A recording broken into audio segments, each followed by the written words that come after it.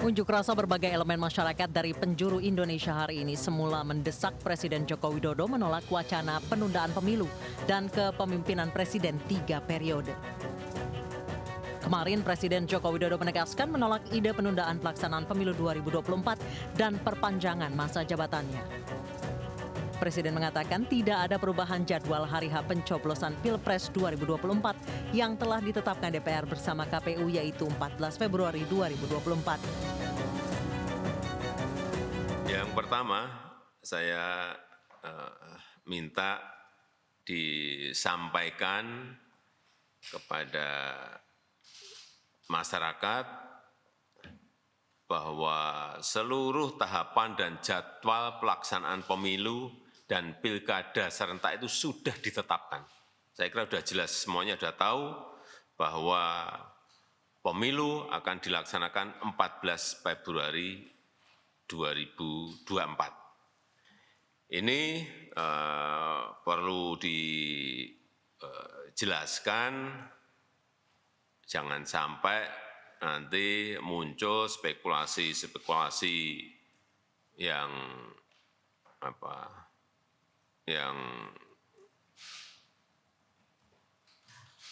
isunya beredar di masyarakat bahwa pemerintah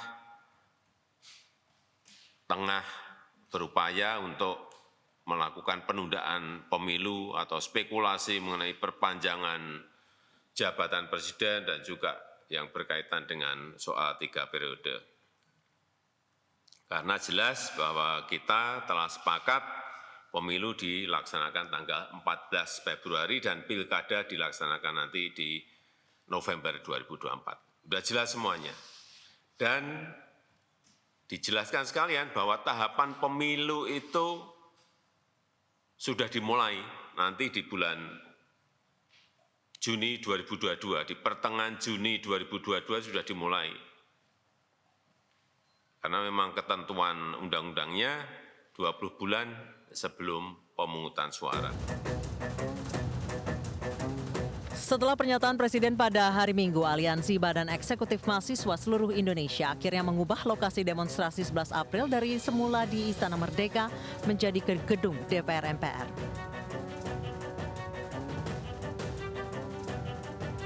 Demonstrasi bertagar Rakyat Bangkit Melawan mengusung 4 tuntutan, yaitu mendesak menuntut wakil rakyat agar mendengarkan dan menyampaikan aspirasi rakyat, bukan aspirasi partai. Mendesak dan menuntut wakil rakyat untuk menjemput aspirasi rakyat sebagaimana aksi massa yang telah dilakukan dari berbagai daerah dari tanggal 28 Maret 2022 sampai 11 April 2022. Mendesak dan menuntut wakil rakyat untuk tidak mengkhianati konstitusi negara dengan melakukan amandemen, bersikap tegas menolak penundaan pemilu 2024 atau masa jabatan 3 periode. Kemudian mendesak dan menuntut wakil rakyat untuk menyampaikan kajian serta 18 tuntutan mahasiswa kepada Presiden yang sampai saat ini belum terjawab, termasuk terkait kenaikan harga BBM dan harga sembako.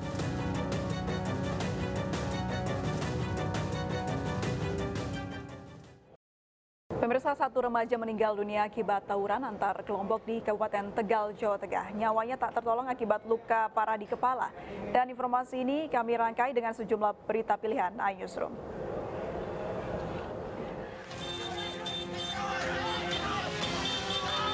Dua kelompok pemuda di Kabupaten Tegal, Jawa Tengah saling serang menggunakan benda tajam maupun batu yang dibungkus sarung. Dalam tawuran jelang sahur ini, satu pemuda meninggal dunia. Siswa kelas 12 SMK 3 Selawi luka parah di kepala akibat terkena hantaman benda keras. Nyawanya tak tertolong meski mendapat perawatan di RSUD Dr. Susilo, Selawi, Tegal. 10 pemuda ditangkap dari kedua kelompok.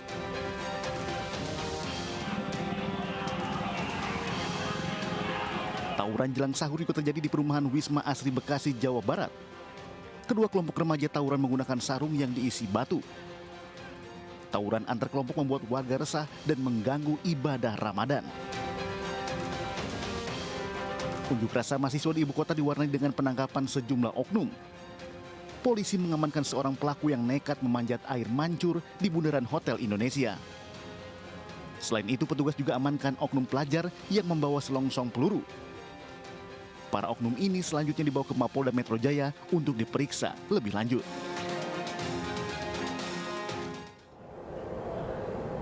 Ya, 5 orang tersangka pelaku penganiayaan jalanan atau klitih yang menewaskan seorang pelajar di Yogyakarta berhasil diringkus polisi. Selain mengamankan pelaku, polisi amankan senjata yang digunakan pelaku habisi nyawa korban.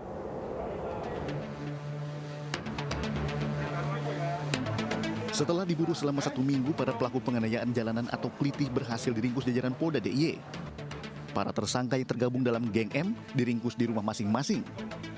Dari hasil pemeriksaan, penganiayaan terhadap korban dipicu saling ejek saat kelompok pelaku dan korban bertemu hingga berakhir penganiayaan maut. Terhadap para tersangka, kami jerat pasal 353 ayat 3 KUHP tentang penganiayaan berat berencana, subsidiar 351 ayat 3 tentang penganiayaan yang mengakibatkan korban meninggal dunia atau penganiayaan berat. Penganiayaan berencana ancamannya maksimal 9 tahun dan penganiayaan berat ancamannya maksimal 7 tahun. Sebelumnya aksi kekerasan di jalanan menewaskan seorang pelajar SMA, Dafa Azin Al-Basit, di Jalan Gedong Kuning, perbatasan Banguntapan, Bantul, dengan Kota Gede, Yogyakarta. Korban dianiaya saat berboncengan dengan temannya di saat sedang mencari santapan sahur.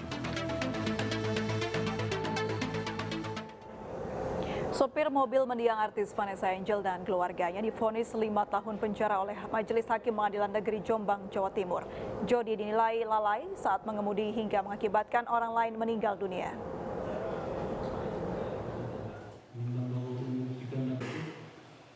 Terpidana Tubagus Jody dihadirkan secara virtual dalam sidang vonis di Pengadilan Negeri Jombang, Jawa Timur, Senin siang.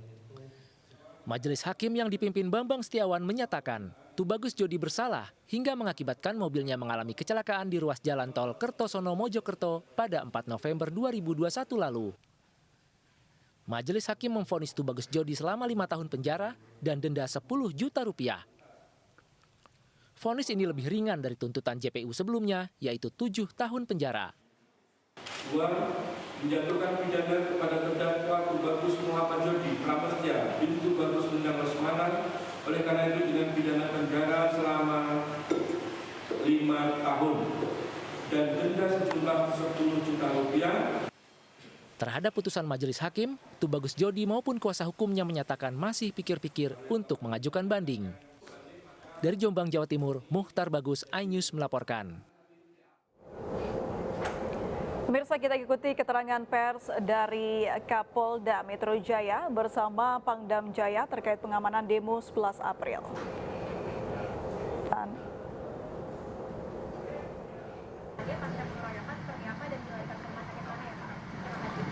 Kondisi Ade Armando cukup memprihatinkan.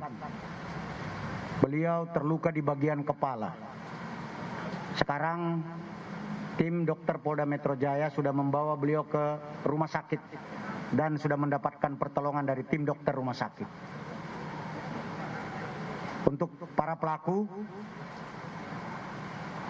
kami sudah mengidentifikasi kelompoknya sekaligus orang-orangnya. Nanti juga mungkin besok kami akan melakukan upaya-upaya penegakan hukum. Kami akan mengumumkan identitas pelaku.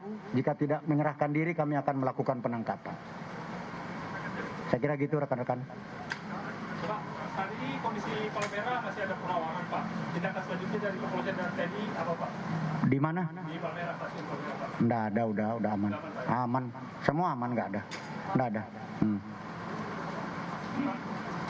Saudara Ade Armando dirawat di mana, Pak? Dan sampai saat ini beberapa orang yang masih Saya pikir tidak penting di mana beliau dirawat. Yang terpenting adalah bahwa beliau sudah mendapatkan perawatan yang maksimal dari tim dokter. Saat ini ada beberapa kelompok yang kita amankan, namun kita sedang mengidentifikasi. Kalau dia tidak melakukan apa-apa, kita akan pulangkan kepada orang tuanya. Ya. Pak, terakhir Pak, karena kan mungkin saja buktinya salah satunya itu, Pak. Ya, kita akan dalami itu orangnya dan kita sudah tahu orangnya. Kita akan cari dan kejar itu. Karena dia salah satu yang memprovokasi untuk melakukan penyerangan kepada saudara Ade Armando. Terakhir. Ya, pemirsa, informasi tadi sekaligus menutup perjumpaan kita di Newsroom hari ini. Tetap jaga kesehatan. Saya Aprilia Putri pamit. Sampai jumpa.